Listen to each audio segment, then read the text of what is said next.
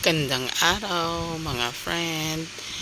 Tara po, magluto po tayo. Heto, nagpainit po ako ng kawali at yan po, may tubig na po, sibuyas at luya. Hayaan po natin kumulo po ang tubig. Ayan. At heto po, meron po tayo ditong baka. Ito po ay 1/4 at ilagay na po natin ang ating baka or ang beef. Hayaan po nating lumambot po yan. Takpan po muna natin ang ating niluluto. Ayan, hanggang sa ito ay lumambot. And tingnan na po natin muli ang ating niluluto mga friend. At ito, may patatas po tayo at kamote or sweet potato. Ilagay na po natin ang ating patatas at isunod na rin po natin ang ating kamote or ang sweet potato. Haluin po natin. Ayan. At maglagay na rin tayo ng kaunting pampalasa or ang asin. Meron din po tayong cabbage at saging na saba. Ayan. Tingnan po natin kung malambot na po ang ating patatas, kamote at ang ating beef. Ayan.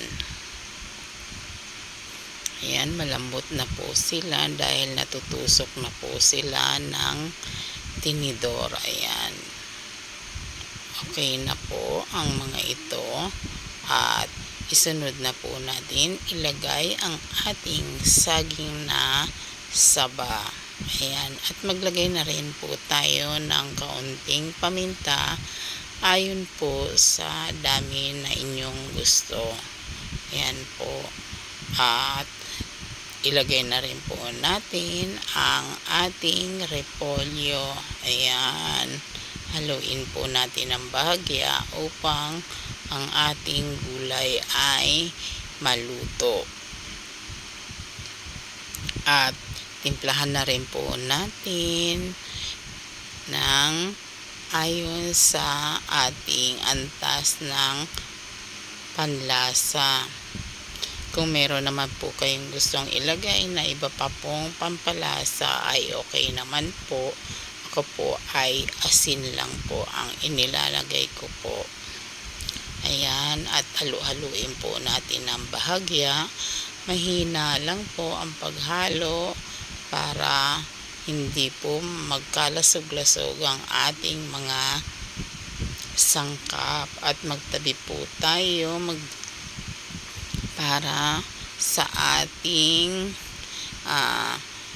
gulay, sa ating pechay. Ayan, ilagay na po natin ang ating maberdeng pechay.